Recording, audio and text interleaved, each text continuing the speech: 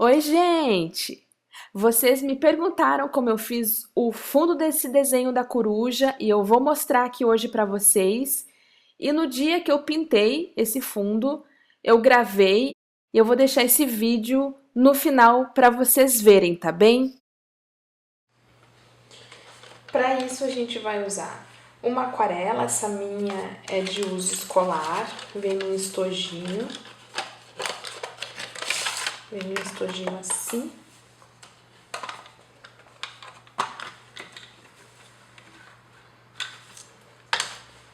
Também sempre eu tenho por perto um copinho com água, um pincel, esse meu é da Condor, de referência 441, com as cerdas bem macias. Eu gosto desse larguinho porque eu vou trabalhar no fundo, então esse daqui para mim é ótimo. E também um papelzinho toalha. E antes de começar, eu sempre deixo já um pouquinho de água nas cores que eu vou usar. Bom, gente, e aí é bem tranquilo, é só passar o pincel nessas pastilhas da cor que vocês preferirem. Eu gosto de fazer esses movimentos mantendo sempre um padrão na linha horizontal, porque no caso do desenho da coruja eu estava tentando remeter a um fundo de céu, né, que imitasse um céu, mas aí vocês podem usar o sentido que vocês quiserem, né, a direção do pincel que vocês quiserem e as cores que vocês preferirem. Eu tentei fazer uma espécie de degradê lá no desenho da coruja com as mesmas cores que eu tô usando aí, um pouquinho de azul, um pouquinho de lilás, e assim eu fui indo. Eu não tenho domínio dessas técnicas de aquarela, mas eu tô gostando de descobrir esses novos materiais, de conhecer, e assim a gente vai se aventurando e conhecendo mais coisas e fazendo também técnicas e ideias diferentes dos nossos livros. E a aquarela é um material super versátil. Então eu vou mostrar aqui para vocês outras formas que a gente pode usar a aquarela para fazer uns efeitos legais, principalmente para o fundo. Bom, para a próxima técnica a gente vai precisar de velinhas, de velas. Eu tenho essas velinhas aqui, que é aquelas velinhas de bolo de aniversário, mas vocês podem usar a velinha que vocês tiverem em casa, tá? Como eu sei que vocês vão me perguntar se outros materiais também dão certo, eu já vou testar o giz de cera e vou testar o giz pastel oleoso, tá? Peguei o branquinho de cada um. Então, a ideia aqui é usar um desses materiais. Aí, no caso, então, eu comecei com a vela e a gente faz um desenho no fundo. E aonde ficar marcado com esse material, a aquarela não vai pegar, porque esse material acaba impermeabilizando o papel. A técnica original eu já conhecia também desde a infância, das aulas de educação artística, que a gente fazia desenhos no papel com vela e depois pintava o restante com aquarela. E aonde tinha o desenho feito com a vela, né? A aquarela não pegava. Mas aí eu já aproveitei agora para testar também o giz de cera comum e o giz pastel oleoso. Então aí eu tô fazendo uma espécie de um quadriculado mesmo, é claro que fica um pouco difícil porque a gente não enxerga e eu queria fazer branquinho mesmo para dar bastante contraste. E aí eu fiz com os três materiais, até deixei do ladinho aí cada um dos materiais e passei a aquarela da mesma forma que eu fiz anteriormente. Então aí é só mais uma ideia, né, que a gente também pode fazer vários efeitos diferentes usando essa forma, essa dica. E eu testei com esses três materiais e todos deram um resultado muito legal.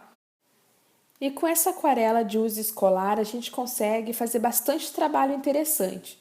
Só que eu tenho uma tendência a querer os trabalhos com cores mais intensas e eu não estava conseguindo isso com esse estojo de aquarela escolar.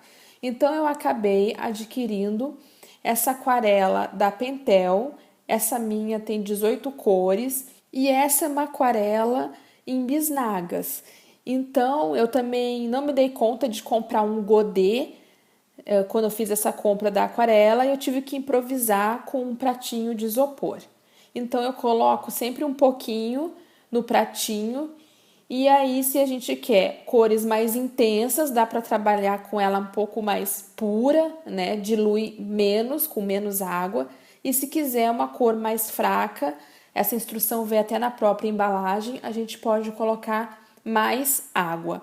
Então, vocês imaginam que eu quase não coloco água porque eu gosto das cores bem fortes. E essa técnica que eu vou mostrar agora é uma técnica que, se vocês pesquisarem um pouquinho na internet, vocês já vão encontrar, que é usando sal sobre a aquarela. Então, como vocês estão vendo aí, eu simplesmente joguei o sal ali, eu fiz uma espécie de umas pitadinhas de sal, tanto do sal de cozinha, o sal mais fino, quanto o sal grosso, porque eu queria ver se havia diferenças entre o uso desses tipos de sal. E sim, vocês vão ver depois aí que eu vou mostrar o resultado final. Existe diferença sim, os dois efeitos ficam bem legais, dá uma sensação que o sal suga ou puxa o pigmento e aonde encosta o sal fica um pouco esbranquiçadinho. Então também é um efeito bem bacana e que a gente pode usar facilmente nos nossos livros de colorir. Esse efeito a gente também consegue usando a aquarela escolar. Mas como eu já mencionei, a aquarela escolar não é tão pigmentada e quando a gente faz essa técnica, o contraste fica bem pouco. Por isso, eu quis testar também usando uma aquarela profissional ou de uma marca melhor. Aí então, depois que tiver bem sequinho, e aí eu ia cuidando, às vezes eu tirava um pouquinho para ver se já estava seco embaixo. Depois que estiver tudo bem sequinho, eu removi o sal, tanto o sal fino quanto o sal grosso, e olha só o resultado que ficou. Essa outra dica eu acho que é uma das minhas preferidas. Uma porque a gente consegue fazer tanto com uma aquarela simples, né, de marca bem simples, quanto com uma aquarela de uma marca melhor. Então aí vocês estão vendo, eu estou usando a aquarela escolar. E aí também, primeira coisa, a gente precisa pintar a área escolhida e depois disso, enquanto essa camada de aquarela ainda estiver úmida, a gente pinga álcool. Álcool mesmo, esses que a gente tem em casa para limpeza. O meu aqui é de 46 graus, esse bem tradicional. Então a gente faz uns respingadinhos, aí eu tô pingando com o pincel, mas aí também pode usar uma escovinha de dentes, o que vocês preferirem, até um algodãozinho molhado. E olha que efeito legal. Gente, eu adoro esse efeito. Me dá uma impressão que é um fundo ou um trabalho bem psicodélico, bem divertido.